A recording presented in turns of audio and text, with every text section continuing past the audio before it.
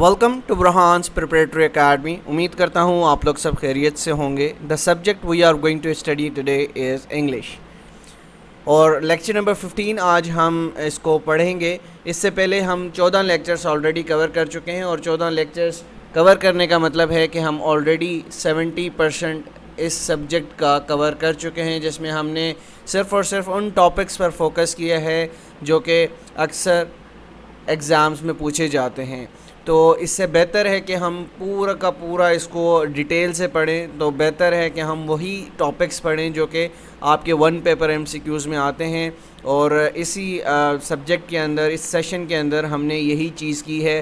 तो अगर आपने हमारे पिछले लेक्चर्स देखने हैं जो कि न्यू सब्सक्राइबर्स आए हैं, ऑब्वियसली उन्होंने देखने होंगे, तो आप प्ले लिस्ट में जाएंगे। हमारी हर सब्जेक्ट के हवाले से एक अलग से प्ले लिस्ट बनी हुई है जहाँ पर तरतीब के साथ पिछले लेक्चर्स मौजूद हैं। तो आज का लेक्चर बहुत ज़्यादा इम्पॉर्टेंट होने वाला है। जैसा कि बचपन से यानी 5, 6, 8 क्लासेस से हमें एक चीज़ पढ़ाई जाती थी, टेंसेस। उस वक्त तो हमें बड़े बुरे लगते थे टीचर्स पढ़ाते हुए, क्योंकि ये हमारे ऊपर से गुजर जाती थी चीज़ें और उस वक्त हमने इस पर ध्यान नहीं दिया। और अब हम प्रैक्टिकल लाइफ में दाखिल हो गए हैं तो हमें टेंसेस के हवाले से बहुत ज़्यादा मुश्किलात पेश आती हैं। तो इस हवाले से इंशाल्लाह मैं कोशिश करूँगा कि आपको आसान लफ्ज़ों के अंदर टेंसेस को समझाने की कोशिश करूं। तो टेंसेस को समझने से पहले हमें ये समझना होगा कि टेंस बोलते किस चीज़ को हैं। किसी भी चीज़ को दुनिया में समझने के लिए आपको उसकी डेफिनेशन का पता होना लाजमी चाहिए, क्योंकि डेफिनेशन का आपको पता नहीं होगा तो सब्जेक्ट मैटर के हवाले से आप क्या चीज़ जो है वो समझ सकेंगे। तो सबसे पहले हम देखते हैं कि डेफिनेशन इसकी क्या है। A verb based method used to indicate the time. तो टेंसेस के अंदर आपने गौर किया होगा कि हम टाइम को देख रहे होते हैं कि आया वो प्रेजेंट टाइम है, फ्यूचर टाइम है, पास्ट टाइम है, और इसी के हवाले से द कंटिन्यूएशन भी हम उसमें देख रहे होते हैं कि आया एक काम जो स्टार्ट किया गया कुछ देर पहले, आया वो अभी कंटिन्यूएशन में है या कंप्लीट हो चुका है। और इसके बाद हम क्या देखते हैं, ऑफ एन एक्शन और state in relation to the time of speaking. ठीक है, किसी भी लैंग्वेज के अंदर जो आपकी ग्रामर होती है ये बहुत ज़्यादा इम्पॉर्टेंट होती है। ठीक है, जब तक आपकी ग्रामर ठीक नहीं होगी आप एक सही सेंटेंस स्ट्रक्चर भी नहीं बना सकते। तो चाहे वो अंग्रेज़ी हो, चाहे वो उर्दू हो, चाहे सिंधी हो, चाइनीज़ हो, तो आपको हर जगह पर जो रूल्स हैं लैंग्वेज के उसको फ़ॉलो करना पड़ता है। तो अंग्रेज़ी के अंदर भी कुछ रूल्स हैं जिनको हमें फ़ॉलो करना है। The concept of tense in English is a method that we use to refer to time past, present and future। ठीक है, अब बेसिकली अगर 3 मेन टेंसेस देखे जाएं तो वो कौन कौन से हैं। तो 3 मेन टेंसेस हैं आपके प्रेजेंट टेंस, ठीक है, उसके बाद आपका पास्ट टेंस और उसके बाद आपका फ्यूचर टेंस। ठीक है, फर्दर इनके अंदर फिर मज़ीद टाइप्स आ जाती हैं, वो मैं आपको आसान तरीके से बताऊंगा जो कि आपको इंशाल्लाह हमेशा याद रहेंगी। ठीक है, we can not talk of tenses without considering 2 components of many English tenses, time and aspect. In simple terms time expresses what. अब देख लेते हैं कि टाइम एक्सप्रेस क्या चीज़ करता है। ये बहुत इंपॉर्टेंट पॉइंट आपको बताने लगा हूँ। पास्ट क्या बताता है, बिफोर नाउ। मतलब मैं इस वक्त आपको लेक्चर दे रहा हूँ, इससे पहले मैं क्या कर रहा था, लेक्चर तैयार कर रहा था, मतलब पास्ट यानी मैं लेक्चर तैयार कर रहा था बिफोर नाउ। अभी तो मैं डिलीवर कर रहा हूँ आप लोगों को।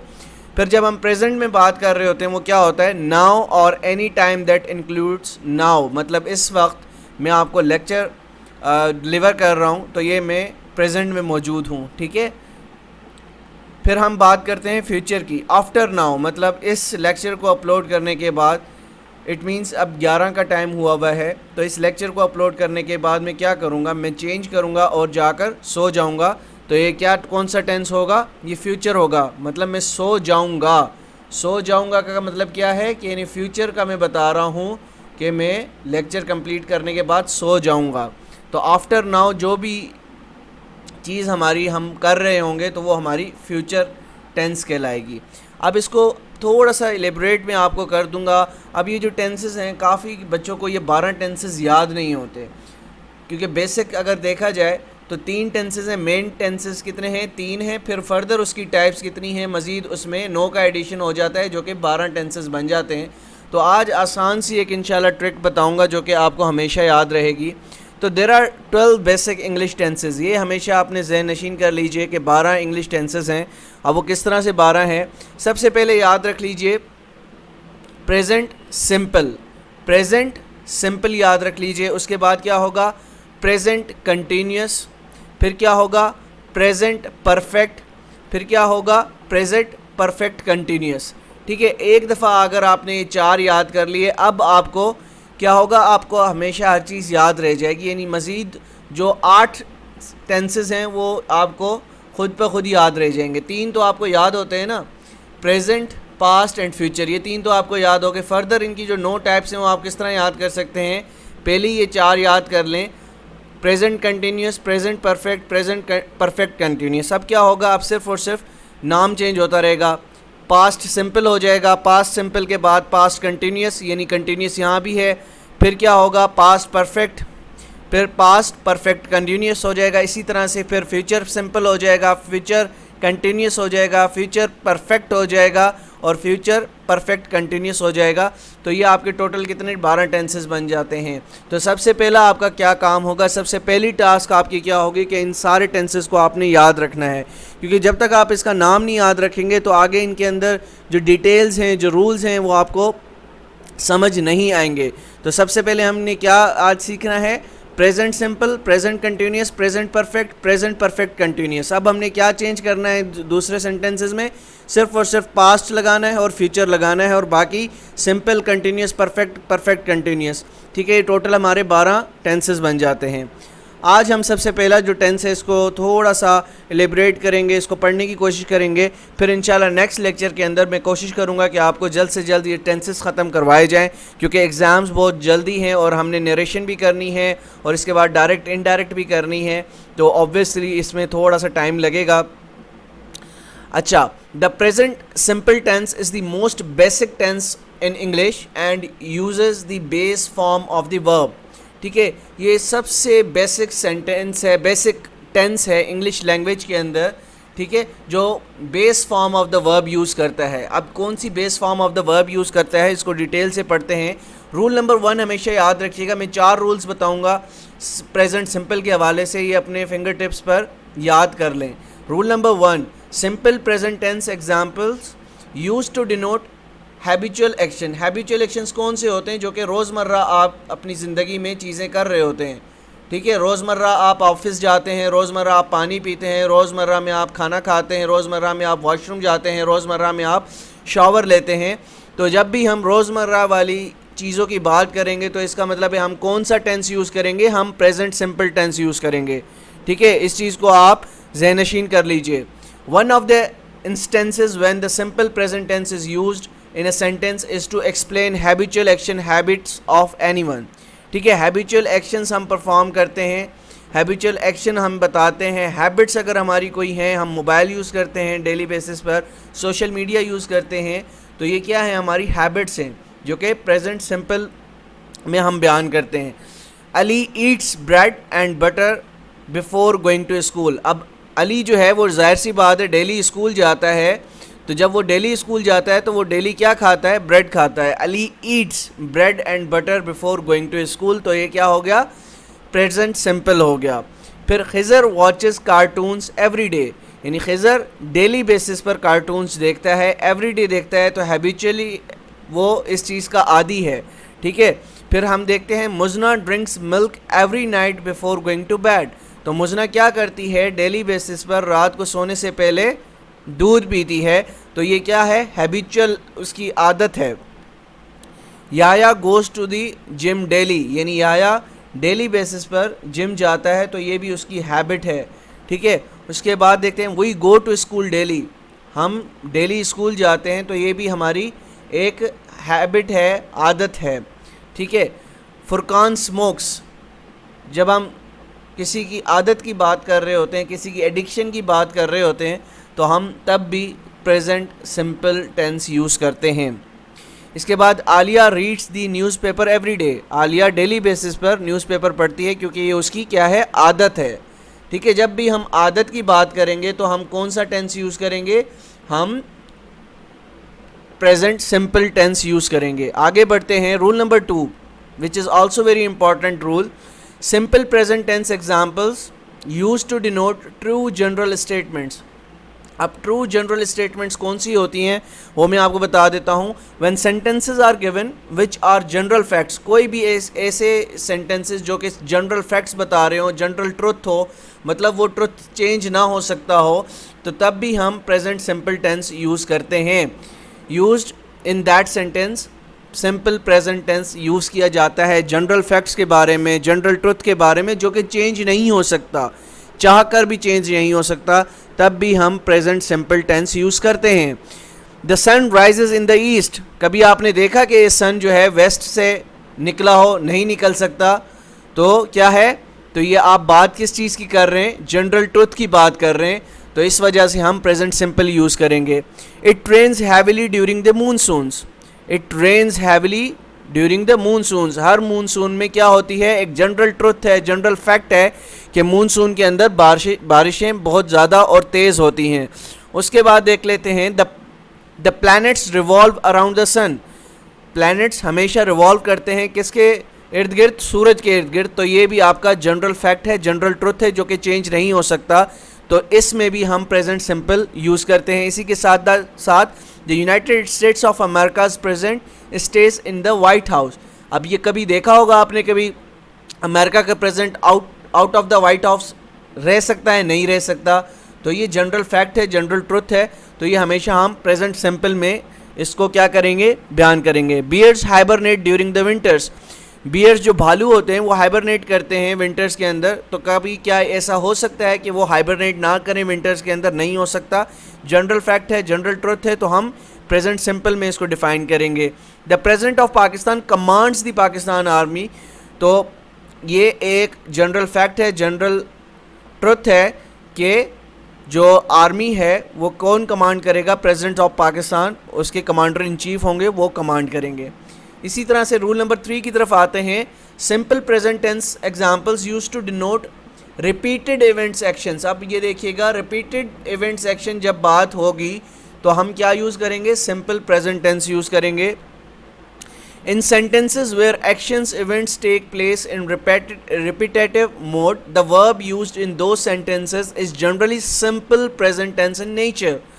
अब एग्जाम्पल्स देख लेते हैं, I watch movies on Sundays, ठीक है, अब ये क्या है, रिपीटेड इवेंट्स हैं, मतलब हर संडे को, हर संडे की बात की जा रही है, यानी हर इतवार वाले दिन वो क्या करता है, वो मूवीज़ देखता है, यानी इतवार ज़िंदगी में एक दफ़ा तो नहीं आता, ये महीने में 4 दफ़ा इतवार आता है, तो ये क्या हुआ, रिपीटेड इवेंट्स हुए, ठीक है। उसके बाद देख लेते हैं, Penny comes by car to the office, तो पेनी जो है रोज़ ऑफिस जाती है, ऑब्वियसली वो एक दिन जाकर छोड़ तो नहीं देती ऑफिस, तो ऑब्वियसली रिपीटेड इवेंट्स की बात की जा रही है। Sam always takes Robles Avenue while travelling, तो वो हमेशा क्या करता है, कौन सी किस एवेन्यू से ड्राइव करता है वो बताया हुआ है।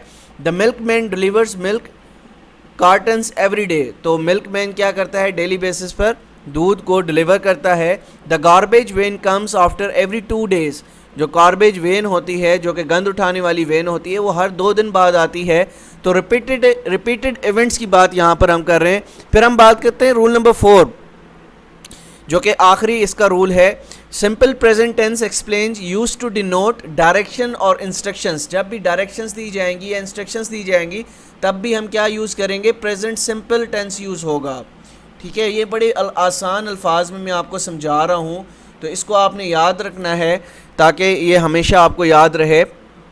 फिर इंशाल्लाह जब हम आगे पढ़ेंगे तो हमें चीज़ें आसानी से समझ आना स्टार्ट हो जाएंगी। If some statements are used to talk about directions, अगर किसी चीज़ के बारे में जब हम डायरेक्शंस की बात कर रहे होंगे या कोई हमें कोई इंस्ट्रक्शंस देनी होगी किसी को, then the verb used in the simple in the sentences simple present tense, तो तब भी हम सिंपल प्रेजेंट टेंस यूज़ करेंगे। जैसा कि open and turn to page 120, open and turn to page 120, ठीक है। इसी तरह you can board the bus from 2nd Avenue, ठीक है।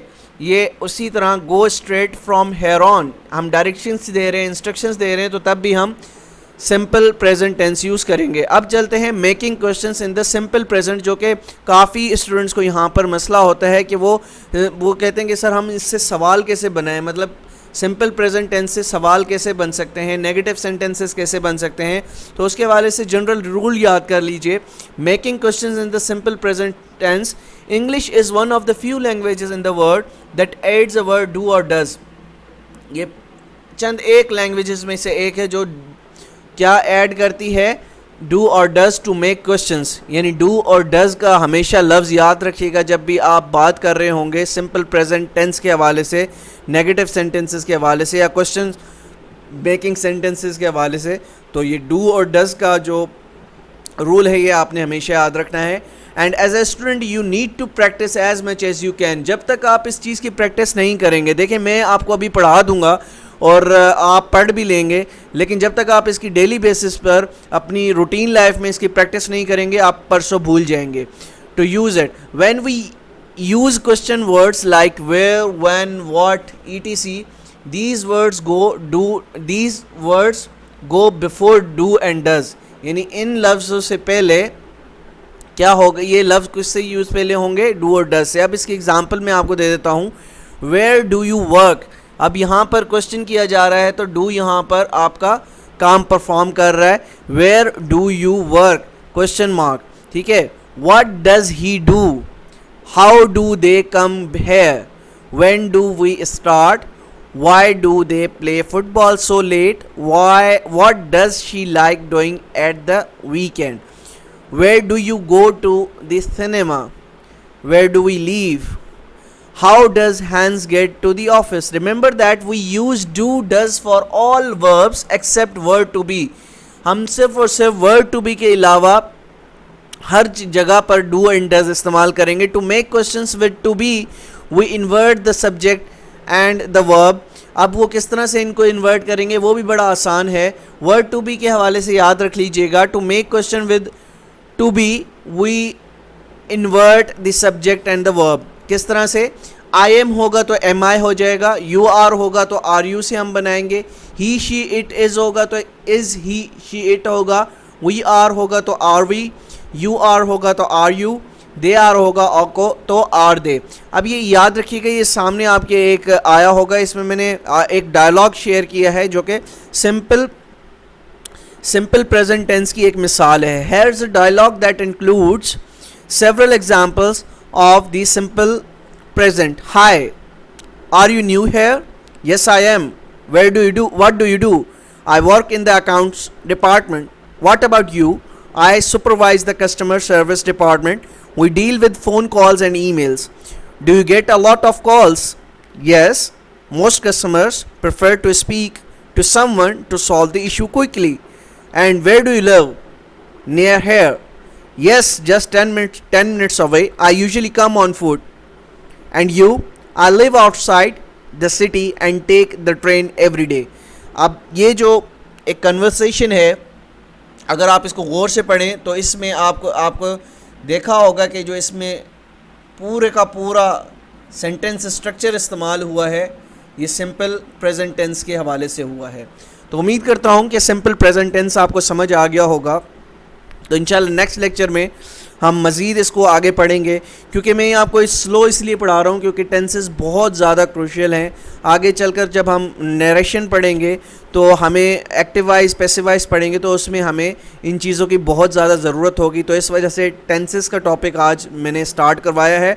इंशाल्लाह 2 से 3 लेक्चर के अंदर हम टेंसेस को कवर कर लेंगे।